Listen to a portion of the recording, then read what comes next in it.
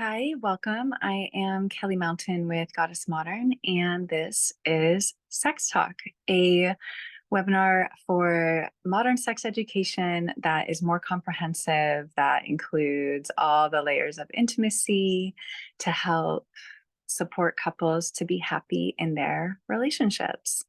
I'm starting this series, Sex Talk, as a way to do what I feel is my part to contribute to this part of our lives through taking the topic of sex and exploring it through different layers of intimacy.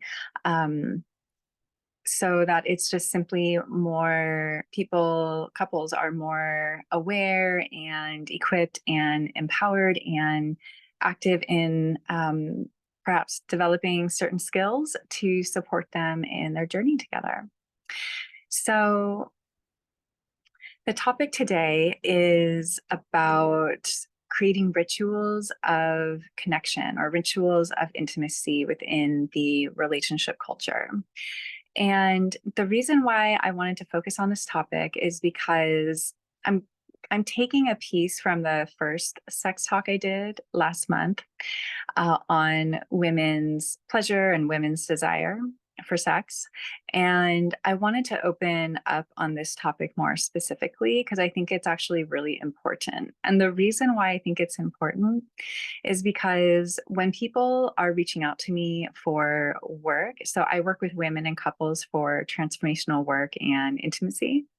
And so when people reach out for intimacy work for their partnership and they are wanting to experience more intimacy sexually, what I notice is often the case is that there's a lot of other aspects of intimacy, other layers that really need to be tended to and taken care of, and for ultimately more harmony to be restored. And again, especially for the woman, because, and I'm not saying it's not true for the man, but women are just much more like context dependent upon when it comes to like our feeling of desire to be sexual with our partner. Context dependent meaning, like for instance, what happens in the bedroom for most women, the way it works, especially for long-term domestic partnerships, and definitely if they have a family together, um, the woman, especially, she's bringing into the bedroom, so to speak, everything that transpired throughout that day. What have the patterns of experience been lately? And how is she feeling about it? Those are going to really affect um, ultimately, like the way I see it, like the woman, especially, she's got like a well of intimacy. And sometimes that well is full and overflowing, and she feels really abundant and available and receptive and excited to share. And other times that well is completely tapped out, in which case she's just far more likely to not be able to offer any of that. And so part of this work for me is helping to um, educate women and men more about this specific piece and ultimately what fills her well to be in that flow, that open, like overflow state that the man ultimately really desires to enjoy with her and receive from her.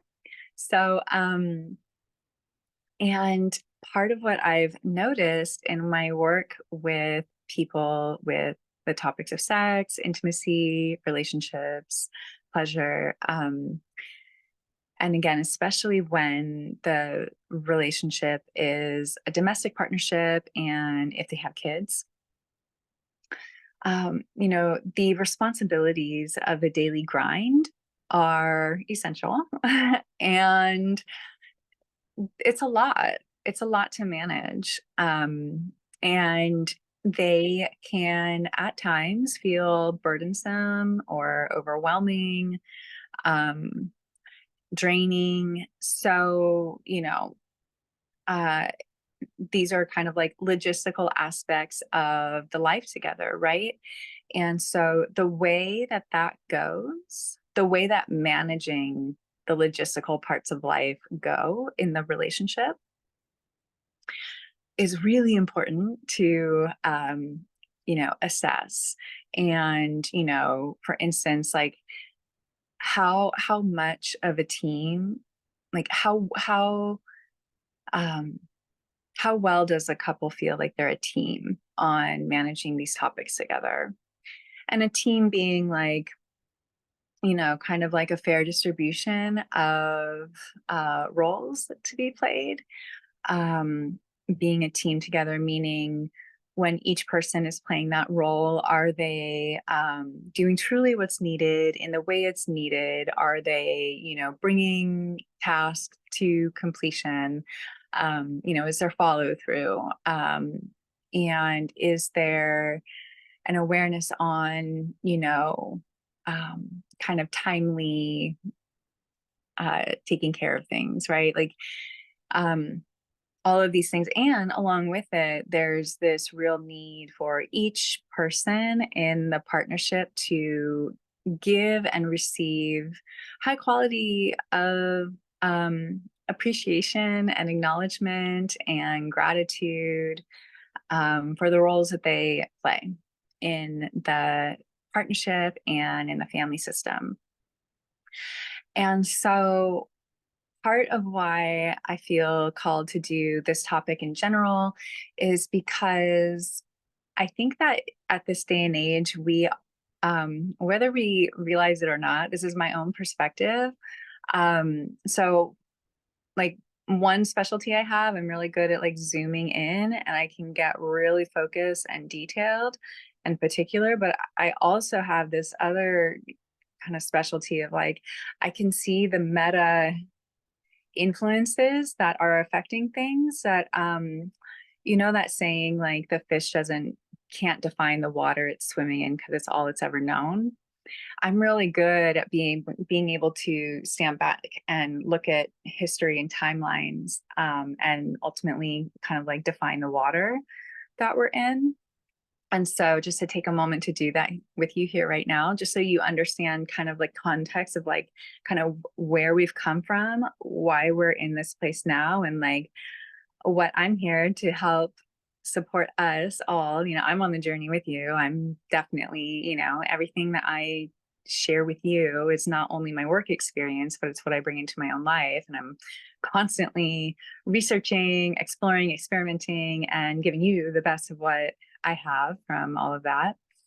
And, ultimately, I feel like part of my contribution is helping to develop the relationship culture, the bedroom culture of our world at this time into a place where intimacy can be sustained and enjoyed, and people can ultimately feel more connected and fulfilled and purposeful within their relationships for longer term.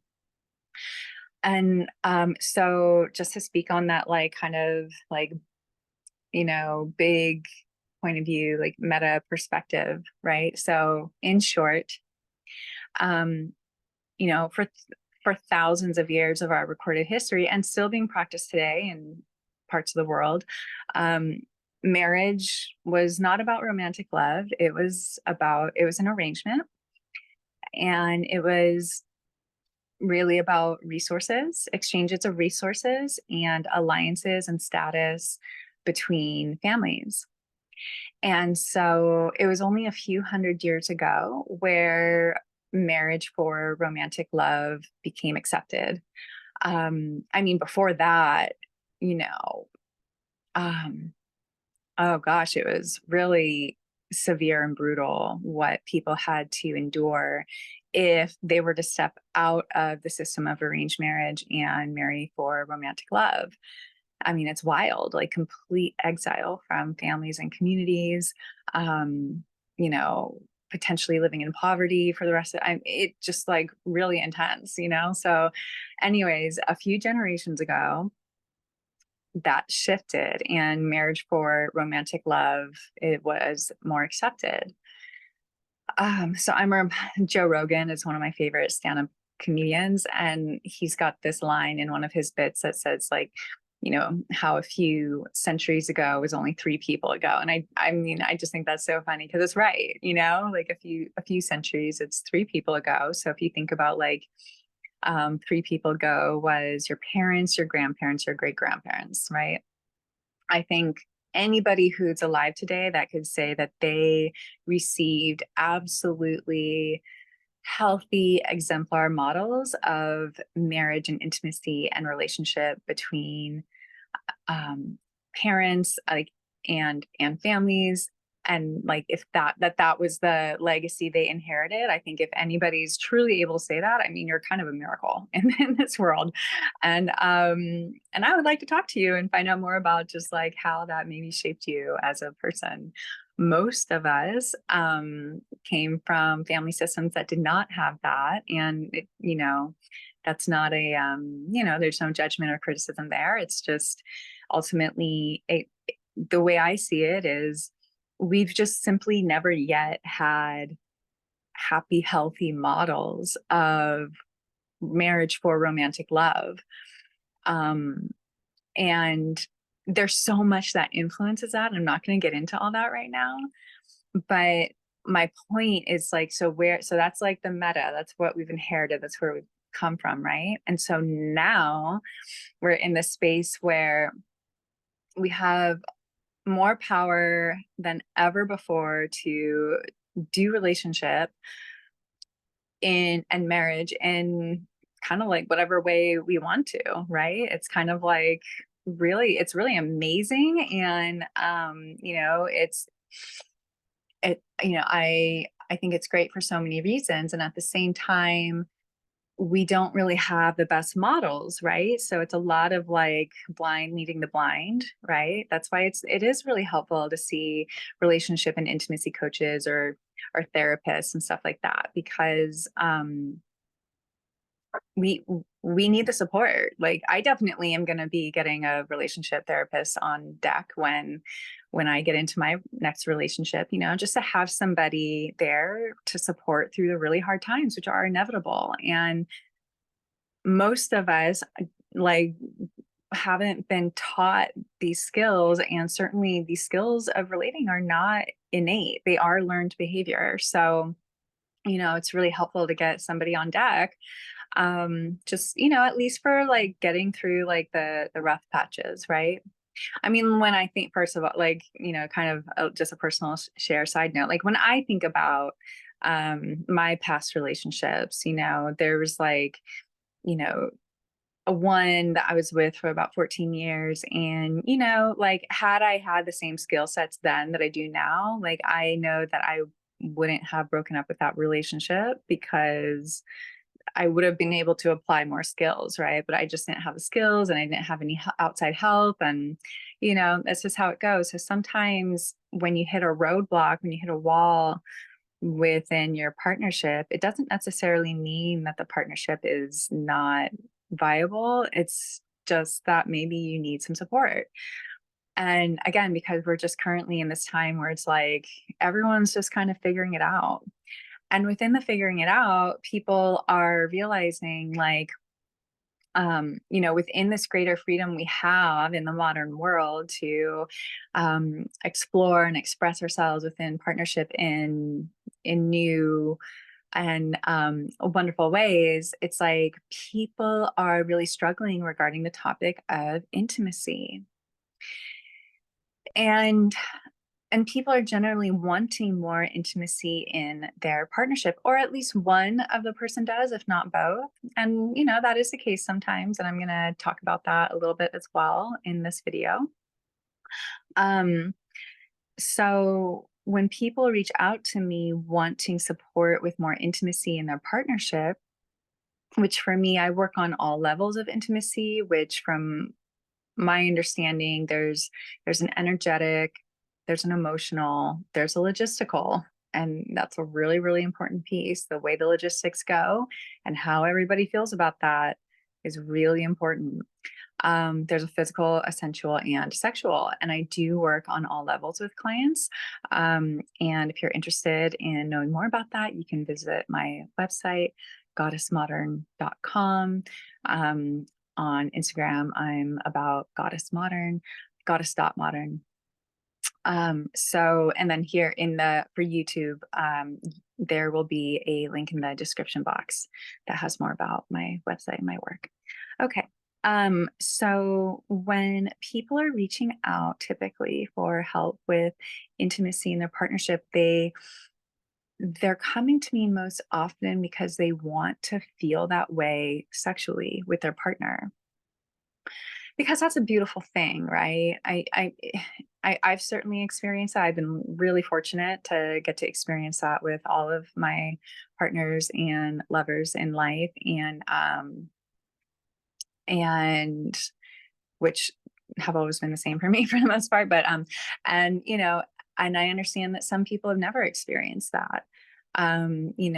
Just a feeling. And what is intimacy? What is intimacy during sex? I mean, there's all kinds of ways that can be spoken to, but from what I can tell, um, the the type of intimacy, the type of connection that people are wanting to feel during sex with their partner, it's a feeling of like fully being seen and and and present with and connected to, and just totally accepted and understood and vulnerable. Just for instance, like when I walk couples through um, certain connecting activities that are energetic, emotional, and physical and sensual together, within that exercise, I will have a point where I'm leading an eye gazing. And I find it's just interesting to me how many couples are so uncomfortable eye gazing together. And so, and it tips me off that if they're that uncomfortable eye gazing together, um, you know, their sexual connection might have some room to grow with the quality of intimacy that they are experiencing together. Because one way to feel really intimately connected while having sexual experiences with your partner is connecting through the gaze. And so I'm not necessarily going to go through like specific practices in this video. That will be for another time. And I've actually already created a lot of content about that online, like especially in my Instagram. If you're interested, I have lots of videos on kind of specific exercises and experiences to create together. That I'll also be transferring that content to YouTube as well soon. In this video, what I want to share with you is simply an idea. And I want to just kind of pitch it to you as like a creative suggestion. And then my hope is that in some way it inspires you to consider maybe how to apply something like this to your life if it even feels resonant for you. I'm here simply doing my best to give you my best on these topics. And within that, I'll just say, first of all, topics of sexuality and intimacy and relationship, they are so multifaceted and complex, and there is a great deal that influences this part of ourselves and how we relate to this part of ourselves, and certainly how we share this part of ourselves with other people. So what I'm not here saying is that I have all the answers and you should do what I say. And, I'm not here to change your mind on anything. I'm just here to say, if any of what and if any of what I offer resonates for you, maybe perhaps just be receptive to it energetically, even if you fully don't understand it yet, and just simply bringing it in and inquire, like, let it be a reflective process for you to inquire and see if anything resonates and if there's any ways that it can inspire and encourage you to apply into your own life in some way that is uniquely yours. All right. So I want to share, you're going to be seeing me look down because I've just got my notes and I'm keeping time down here. Okay, I want to go into the meat and potatoes of this topic of creating rituals of intimacy with your partner. And I want to say that one of the main reasons why I feel this is really important is because, so as I understand it, and certainly what is at the core of influencing my work on all levels, there's a lot of facets to my work. It's about when the woman's happy, everyone's happy. And I just think that is completely true. And on one hand, it is so simple because it's so true. And on the other hand, it's so complex because women are complex and our complexity is part of our beauty. It's part of our strength. And sometimes it's part of our weakness, because if we don't understand the complexity and really how to work with it and articulate and express, then the complexity can certainly become complicated. So, when the woman's happy, everyone's happy. And for a woman, again, especially in long-term domestic partnerships, and especially with family, with kids, most women in that position are exhausted and wearing a lot of hats, too many hats. And, so one of the hats they wear is being a wife or, domestic partner, with or without kids. And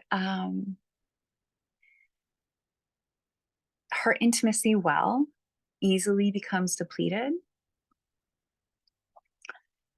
And because women and men tend to have different needs around and different kind of operating systems around how they experience desire for sex, men and women are wired differently in that part of ourselves typically. And so for a man who's not as context dependent and can easily more kind of compartmentalize kind of parts of himself and parts of life, to where, for instance, for a man to be ready for sex, typically, it doesn't depend on the house being clean and the bills being paid and the dog being fed and, the to-do list being done. It doesn't depend on take a shower, get all fresh up and look nice. And it doesn't really depend on romance. It doesn't really, I think to a man, all these things are just nice and they're extra and definitely appreciated. But I don't think that the system for men in general, I don't think that they're wired in this way to need kind of like all to be aligned in the cosmos for them to be available for sex. And so because men are like that, typically, the way that men typically will approach their woman for sex is kind of, without tending to the context and just kind of, approaching her directly. And for a woman, that can be hard because most women are built in this way, like I said, to be more context dependent, to where, especially women with kids, but even in general, with like domestic partnerships where the woman, with her job, maybe she's a business owner, um, she's multitasking a lot. And a lot of it because women are master multitaskers.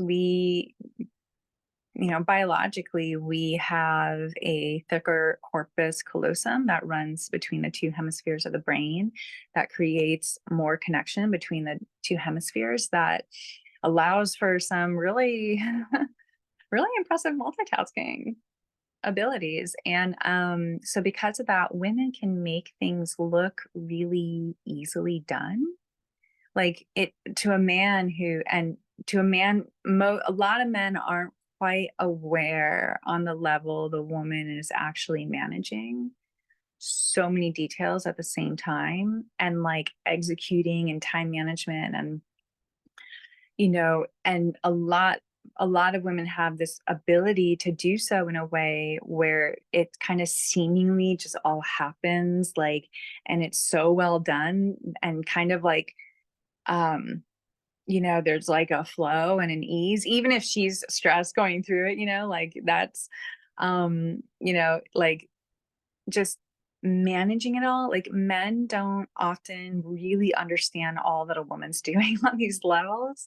So to a man, he can easily think like, all this is just kind of magically getting done somehow. And isn't that great? It's so nice. And the woman's like, yeah, because I did it, by the way. um, and it's one aspect where it's one reason why sometimes men and women don't fully connect on the logistical level, because oftentimes the woman is doing a lot more than the man simply realizes. So oftentimes women, because of that, will not feel as seen and acknowledged and appreciated and understood and ultimately valued for all that they do to provide in the home and for the family, while she's also managing so much. And I'm not saying men don't manage as much. Sorry, getting something to drink real quick. Excuse me. Mm. Rose and Tulsi tea.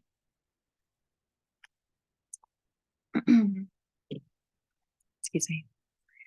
I'm not saying men don't manage as much, a lot as well, but I am saying for the most part, they don't manage as much in general. Specifically in the home, in the relationship, they might manage a lot at work, and that's, and that certainly influences things for a man and his system regarding, how he approaches intimacy and sex and relationship and, pleasure with his partner. But like certainly in the home with the kids and with the social life, with the family, and within the marriage, the woman tends to manage more. And so when people are reaching out for guidance for greater intimacy and sex with their partner, what I most often see is that after I gather the information from the couple of what's going on, what I often see is that before we can even talk about anything from like physical, sensual, sexual intimacy, we really need to take care of the energy, the emotion, and the logistics. And we need to look at that first, because especially for a woman, that's really going to determine the quality of, whether or not, and the quality of feeling, ultimately valued for what she brings to the table. Because if she's not feeling appreciated and seen and valued for the roles that she plays, over time, what's going to happen is that, and especially if she's a woman who respects herself, over time, what can happen is that she will start to shut down to her man sexually, because she will feel like these energetic, emotional, and logistical aspects of their connection are not feeling good to her. And if she's not feeling valued and acknowledged and appreciated for what she is pouring herself herself into, um, she, out of her respect for herself, she will not want to give herself physically, sensually, and sexually to her partner over time. So it's a really big piece. And so I really can't emphasize enough how those aspects of intimacy, the energetic, emotional, and logistical, how those really need to be tended to before we can talk physical, sensual, and sexual for most people. There's no one size fits all when it comes to these topics. So I'm just repeating, like, I'm just speaking very generally, but I am speaking from 9 years of experience working in these areas of life, and also from, uh, I don't know, 20, 30, 15, 30, 25 years of experience in my own personal life. um, so, okay. Creating rituals of connection with your partner. I am creating this concept based off of two sources. I'm pulling from two sources that I came across, and I'm combining them into one, and I'm here to share it with you. Um, so I studied with the Esther Perel training for 2 years. It's called Sessions, and wow, so good. So good. Highly encourage, I feel like, honestly, even if you're not any kind of like therapist or coach or healer or guide in some way, I just feel like everybody should take that training. It's very enlightening to these parts of ourselves, these parts of our lives. Anyhow, so there was one section around some work created from the Gottman Institute, which is another fabulous resource for relationship guidance. The Gottman Institute. So they had this in this excellent book. They authored the 7 principles of making marriage work. Highly recommend the 7 principles of making marriage work. They called it transition rituals. And I thought this was great. And I'll just share what that is really quick. Transition rituals being so like transitional times throughout the day are: we wake up, we go to work, we come back from work, we have dinner, we do something for the evening, and then we go to bed. So those are kind of daily transitions, right? Where you're going from one thing and you're doing another.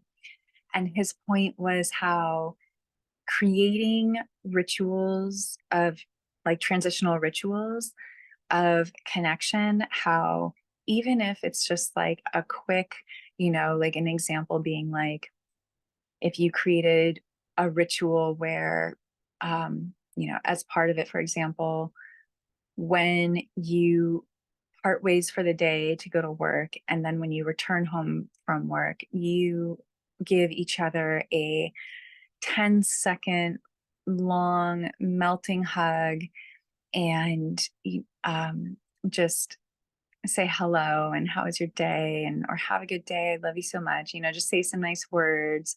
Another is to just like hold each other and just just kind of look into each other's eyes and just give each other some nice words of appreciation and affirmation. It could be, it could be a 10-second thing, it could be a minute-long thing, but how building these types of transitional rituals into the daily structure of a relationship, of a life together, how it helps to fill that metaphorical intimacy well that I was speaking to earlier. And and part of what I love about that concept of the transitional rituals, and how effective they are and how short they can be, is how, and also just how meaningful they can be, when you build it in. Another could be like, every night at dinner, before you eat dinner together, you just, you each go around the table and just say something you're grateful for that day, you know? Um, Part of what I love about it, it's very simple, it's effective, and, um, it breaks things down into bite-sized chunks that you can kind of easily apply to your daily life. And why that's really great is like, a lot of people are really, really busy. So they might not have,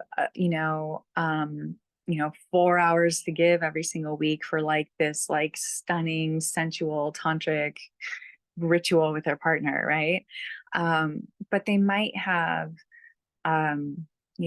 say like 5 to 8 minutes a day, kind of peppered throughout the day, of these like touch points, these intimacy touch points, right? Because like you think about how busy a domestic couple can get, right? Just managing all the logistics, and how sometimes, couples, I mean, it's so easy to just be like even yelling at each other from across the room, like with your back turned towards them, of like, oh yeah, like take care of that thing, or go pick up that, like, where it's just like, you're not even really like present together, right?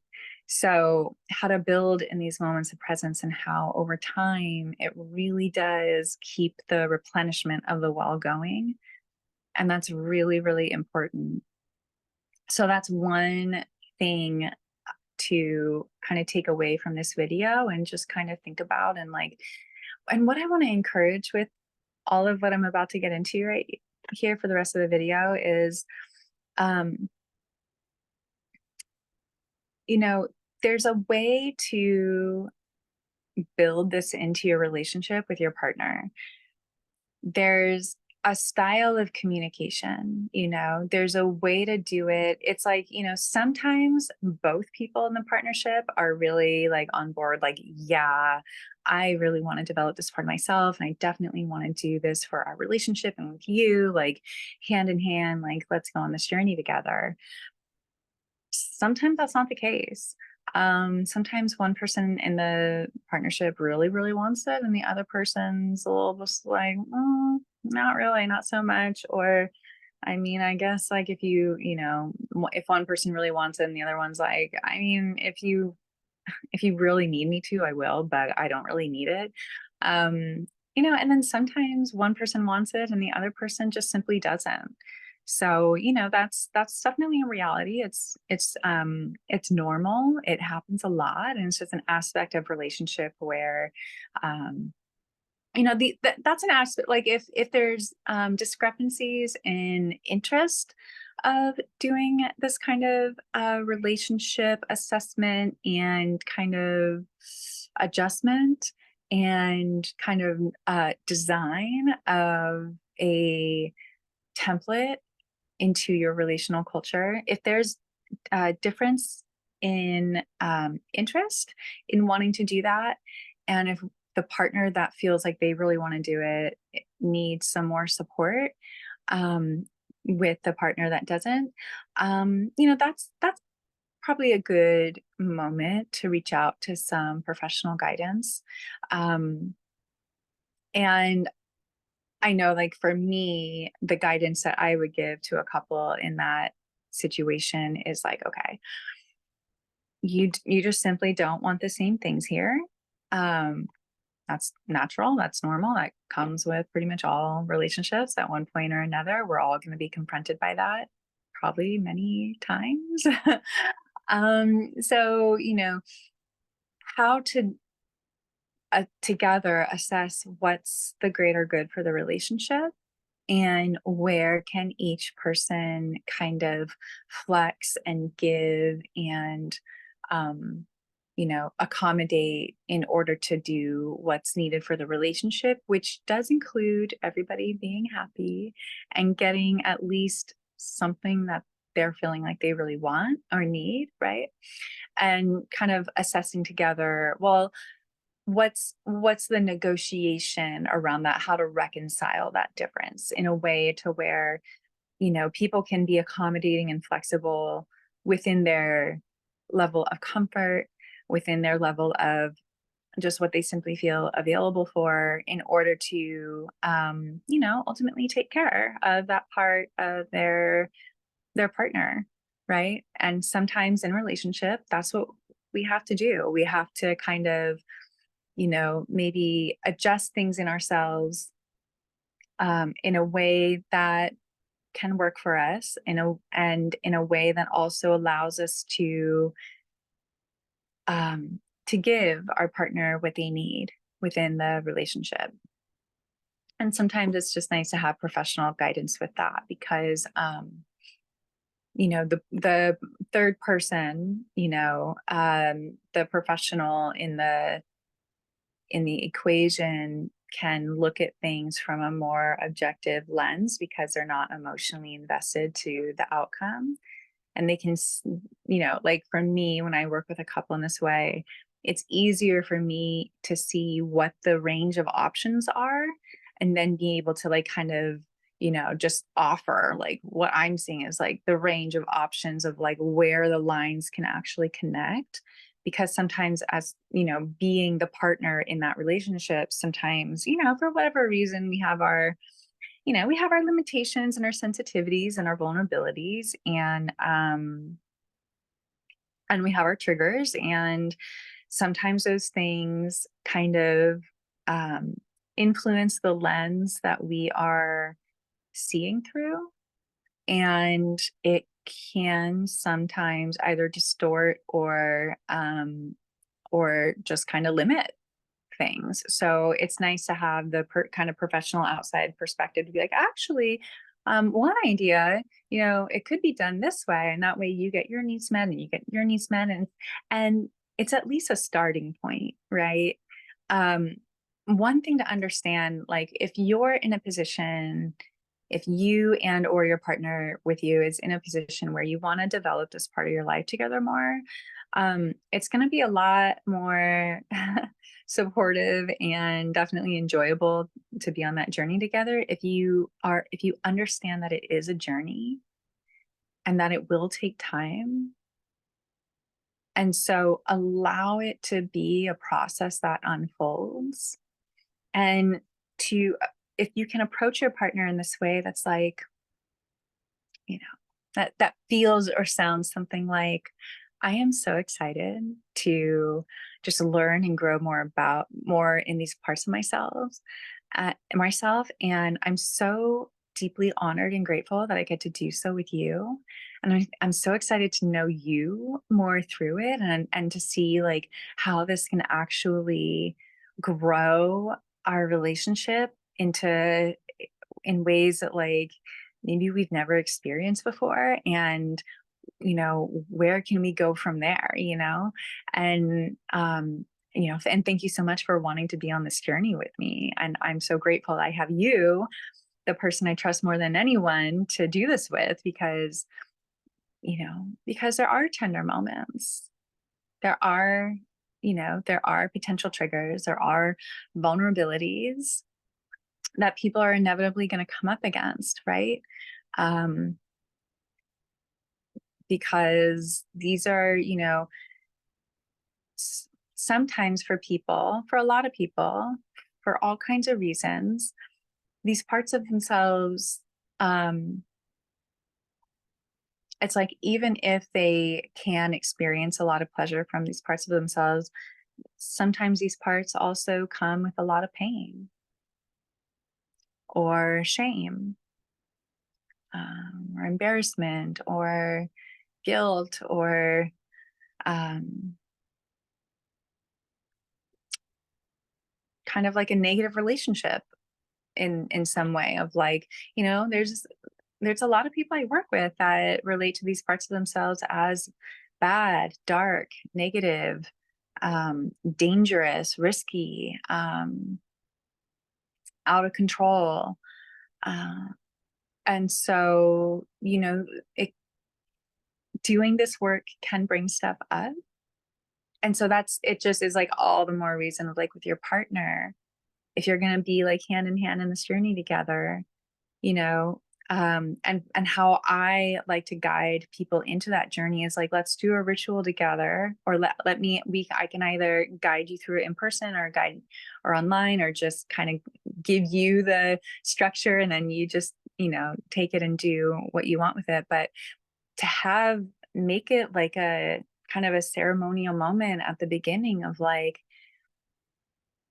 offering that gratitude of like, thank you so much for wanting to do this beautiful work with me. And I'm so honored to get to do it with you. And um, I feel like, I'm just so grateful that this is going to bring us into deeper qualities of intimacy together. And that through it, um, we might, journey into really deep, vulnerable parts of ourselves. And, thank you for being here with me to do that work. And like, I'm nervous, but I'm excited. And I just trust you more than anything. And I'm ready, like having some kind of like momentous kind of moment together where you can then embark on this journey. And that's kind of like a whole separate detail I would love to share more content with you around, of like how to create that ritual beginning and how to and in a sense like make it a really special kind of threshold experience that you're walking through together on this journey.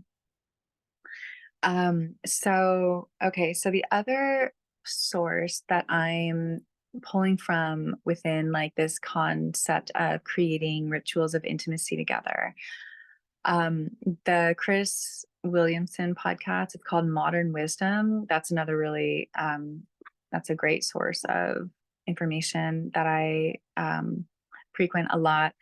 I can't remember the host of his show this one morning, and I wish I could because I'm pulling from this guy's information.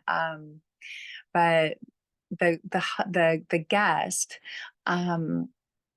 was talking about how he and his wife do these like quarterly and yearly rituals together, where for specifically for them to connect, and then leave the kids at home, and they have a specific kind of experience in order for them to bond and kind of, clear all the crumbs off the counter and have some nice experience together. And that's just like built into their relationship culture. And I remember listening to that and thinking like, gosh, that is so smart, because for obvious reasons, right? I don't even need to take your time in explaining that, I think. But so for me, I was like, how I really love the idea of like kind of like bringing that idea and then the Gottman's concepts of these transitional rituals and putting it into one, um, to inspire the idea of how we can be building our relationship culture to include daily, weekly, monthly,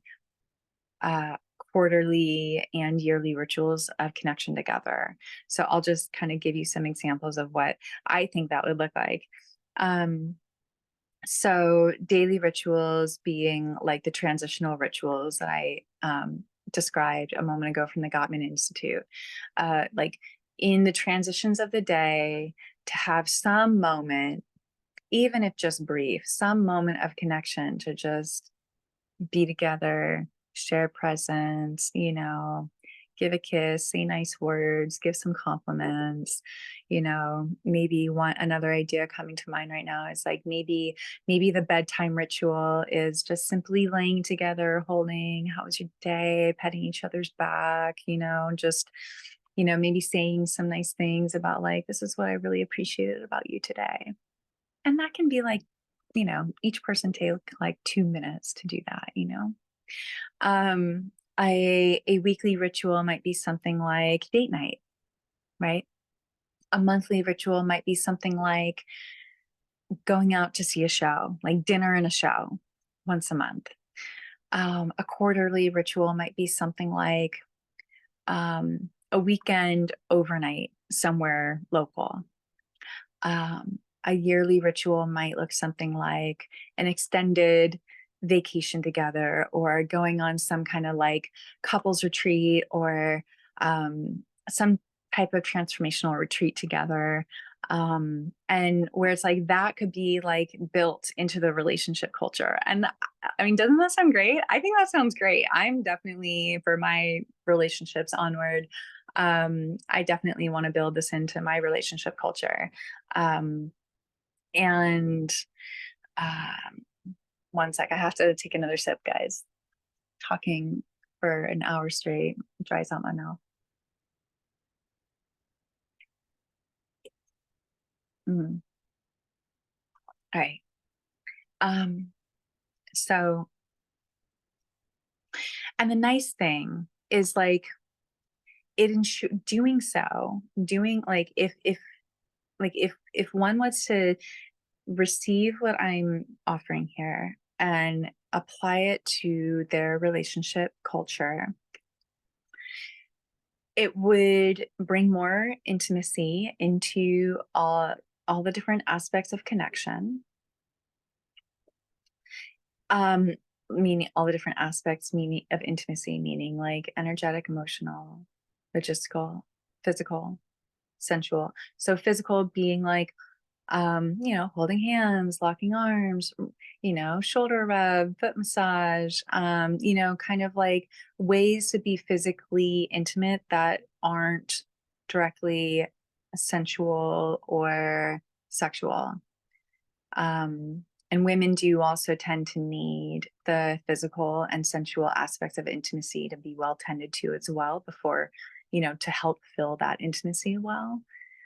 Because if the emotional, energetic, and logistical aspects of intimacy are not well tended to, and if she's also feeling not tended with like just physical affection and sensual touch,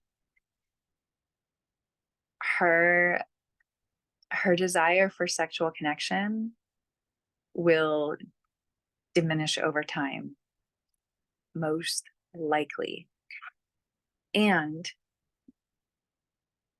even if a woman keeps giving herself to her partner, even though she's not being tended to on those levels, she's most likely doing it just to keep him happy and to keep him kind of doing what she needs him to do to, help out with the home and family stuff.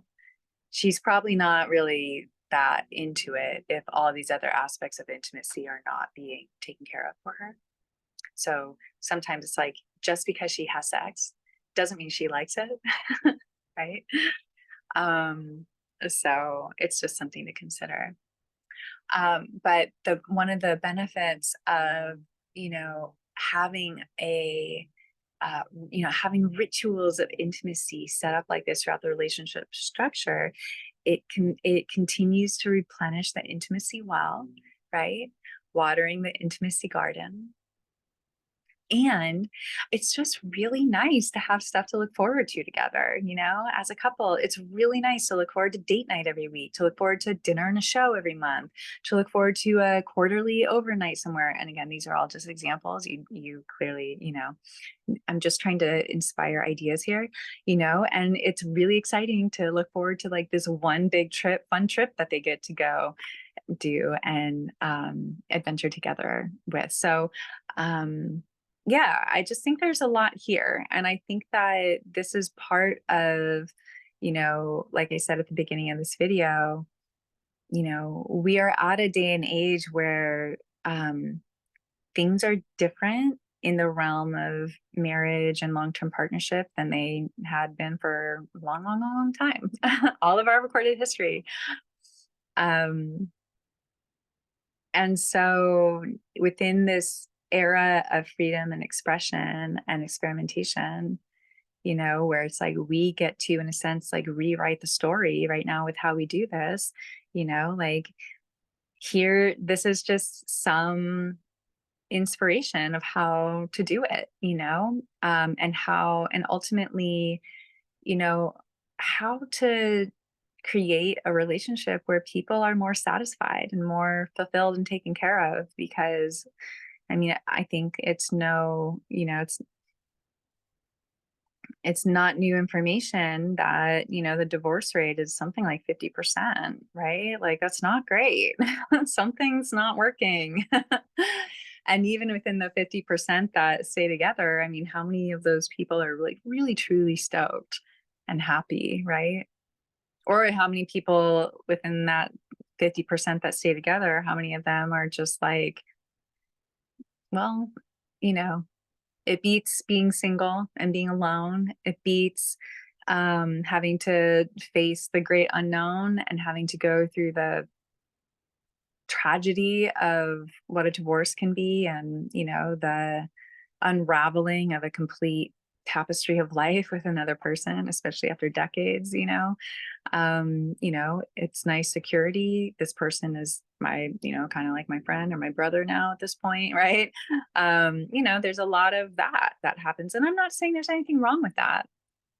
All I'm saying is that if there's people out there that desire more intimacy in their connection, these are some insightful and supportive pieces that could at least be considered and maybe experimented with and applied into the relationship.